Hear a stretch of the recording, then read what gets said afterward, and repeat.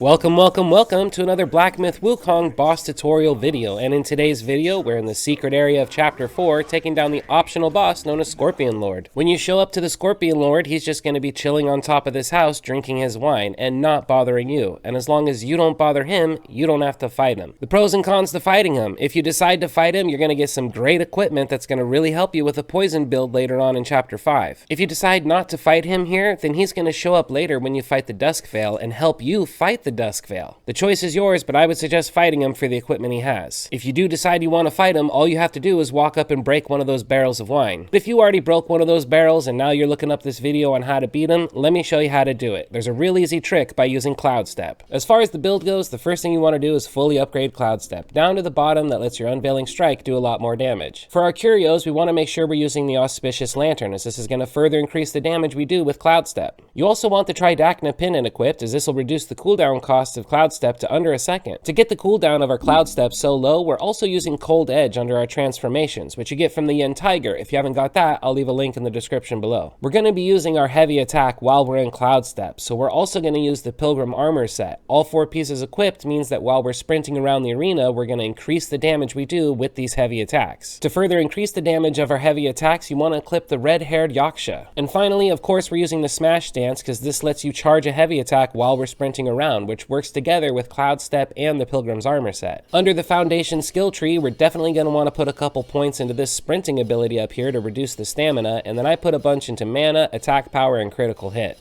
The Scorpion Lord does a lot of damage, so I'm going to be using the Trailblazer's Scarlet Gourd, as the first time you take a sip from this, it will fully refill your health. You can collect this by talking to the Horse Guy in Chapter 3 at the Yellowbrow Temple. But if you're not worried about taking damage from this guy and don't want to play it safe, then I would suggest using the Immortal Blessing Gourd, as this is going to further increase your attack power after you take a sip from it. Now let's break this guy's wine barrels open and see what happens. With your... the nerve! You fur face! I meant to let you pass, but you chose to ruin my day! Now, face your doom! When the fight starts off, we go straight into Cloud Step. This is going to give us a decoy for him to focus on. We used our Wind Tamer, but that's not necessary. Ignore that. What you want to do is charge your heavy attack while you're sprinting around the arena and waiting for him to do his big tail attack, like that.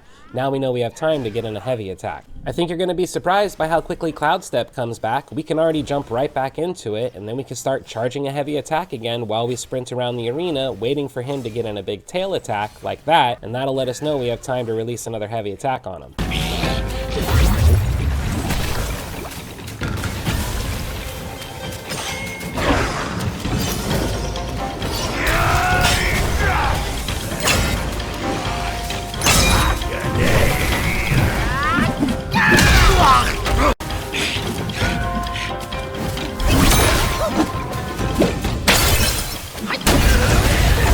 And that, my friends, is how a monkey takes down a scorpion very easily. I think we'll call this the Cloud Step Pilgrim build. You're going to get some pretty cool prizes from this guy, which are really going to come in handy later when you're trying to do a poison build. If you have any other tips, strategies, or suggestions for this fight, please leave them in the comments below. As always, thanks for watching. Don't forget to like, subscribe, and obey.